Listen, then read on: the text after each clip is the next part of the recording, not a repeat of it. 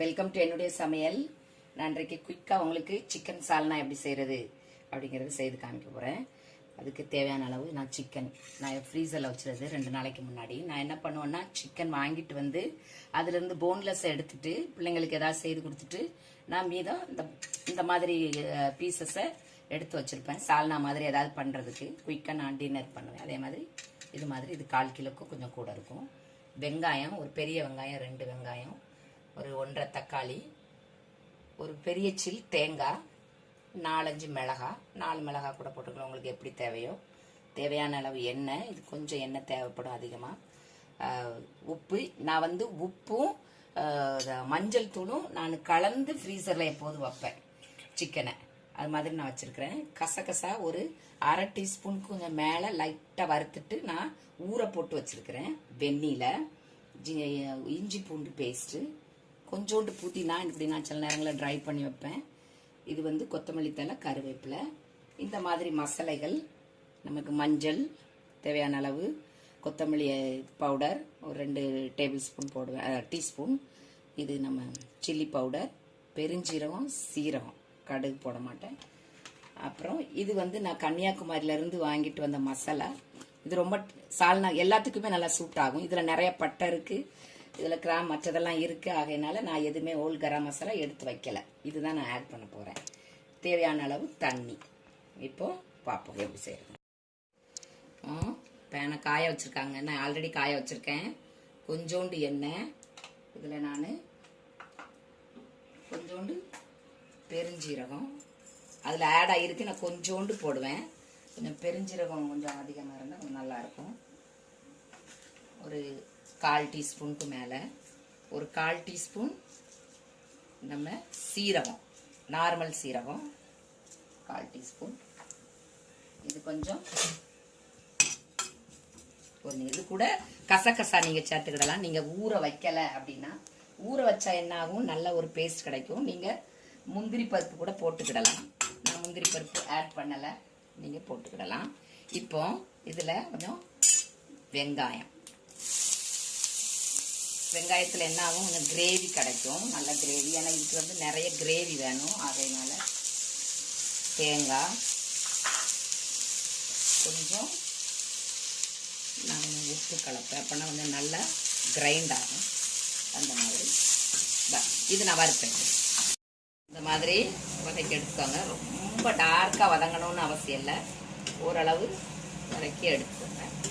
கொஞ்சம் தேங்காய் எல்லாம் சேர்த்து. இப்போ இது சுச்சா. இப்போ நான் 3 டேபிள் ஸ்பூன் ஆயில் ஊற்றிருக்கேன். நான் சாதாரண சன்ஃப்ளவர் தான்.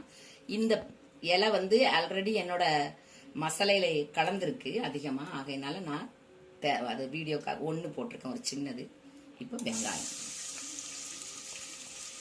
வெங்காயம் நல்லா ஸ்லைஸ் பண்ணி வச்சுக்கோங்க.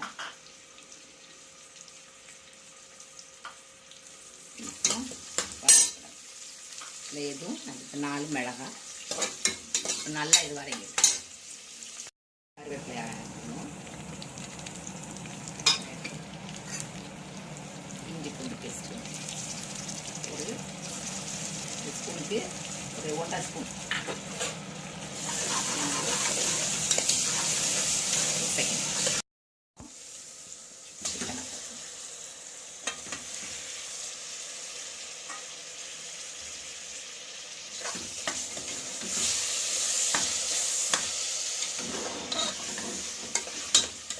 நல்லா கிளறி விட்டுக்கோங்க. இது ஓரளவு நல்லா அந்த இஞ்சி பூண்டு பேஸ்ட்டோட நல்லா, ஏன்னா இதில் நான் ஆல்ரெடி உப்பு போட்டிருக்கேன், அதனால் தேவையில்லை, கொஞ்சம் பொறுத்து போடலாம், அப்புறம் போடலாம். நல்லா வதங்கிடுறேன்.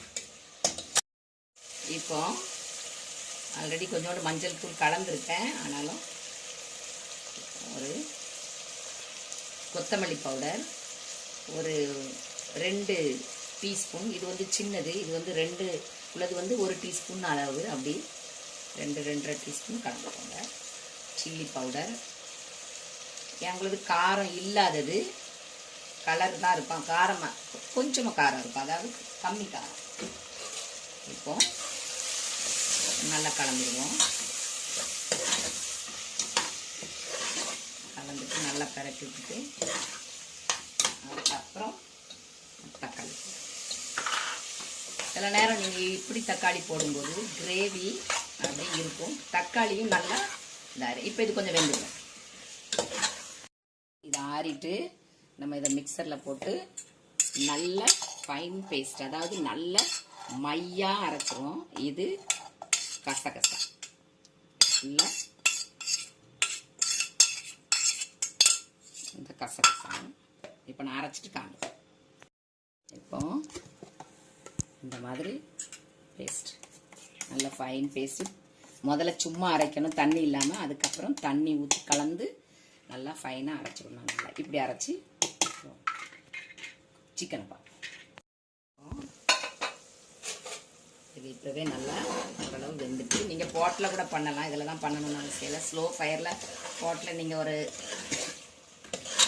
அரை மணி நேரம், ஒரு 20 நிமிஷம் நல்லா கொதிச்சாலே போதும், நல்லா ஆயிரும் நம்மளுடைய சால்னா.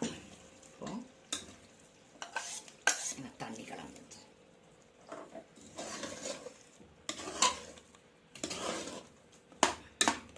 இப்போ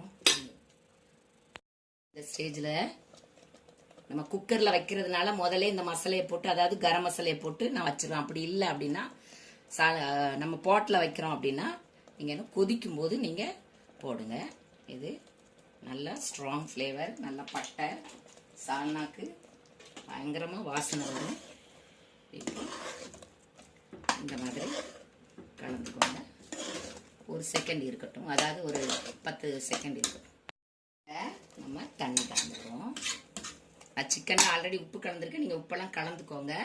இப்போ இது நான் இதை கழுவி நம்ம மிக்சரை கழுவி தண்ணி கொஞ்சம், இது அதிகம் நமக்கு சால்னாலாம் தண்ணி தேவை, இன்னும் கூட தண்ணி தேவை. நான் தண்ணி எடுத்துருக்கேன். திரும்பியும் நான் கொஞ்சம் தண்ணி 1/4 செம்பு. அதுக்காக நம்மளுக்கு ரொம்பவும் தண்ணியாகவும் வேண்டாம், ஓரளவு இந்த மாதிரி இருக்கணும் திக்கா. அது குழந்தைங்க ரொம்ப தண்ணியாகவும் சாப்பிட விருப்பப்படாது. இப்போ எனக்கு கொஞ்சம் உப்பு தேவை, அதனால உப்பு கொஞ்சம் போட்டுடுவோம். உப்பு போட்டாச்சு.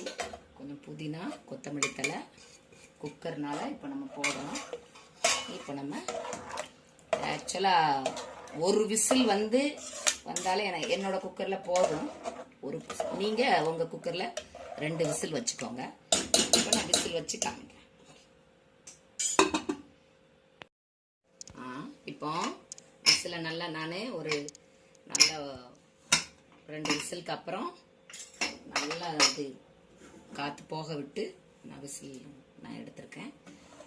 இப்போ இது கொஞ்சம் இருந்த உடனே கொஞ்சம் நல்லா கொஞ்சம் திக்காயிரும். இது சூடாக இருக்கிறதுனால உங்களுக்கு அப்படி இருக்குது. இது இப்படி தான் இருக்கும் சால்னா. உங்களுக்கு இப்படி வேணாலும் வச்சுக்கோங்க, திக்கா வேணாலும் வச்சுக்கோங்க. இப்போ இதை சர்வ் பண்ணிடுவோம். இப்போ சர்வ் பண்ணிட்டேன். இந்த மாதிரி, அதாவது நீங்கள் ரொம்ப பீஸ் உள்ள சிக்கன் தான் எடுக்கணும்னு அவசியம் இல்லை. இந்த மாதிரி போனாவும் கொஞ்சோண்டு பீஸ், அதாவது மட்டன் பீசஸ் இருக்கிற மாதிரி நீங்கள் வைக்கலாம். இந்த மாதிரி பராட்டாவில் இது ரொம்ப டேஸ்ட்டாக இருக்கும். இது வரைக்கும் பார்த்ததுக்கு ரொம்ப ரொம்ப நன்றி. Please subscribe.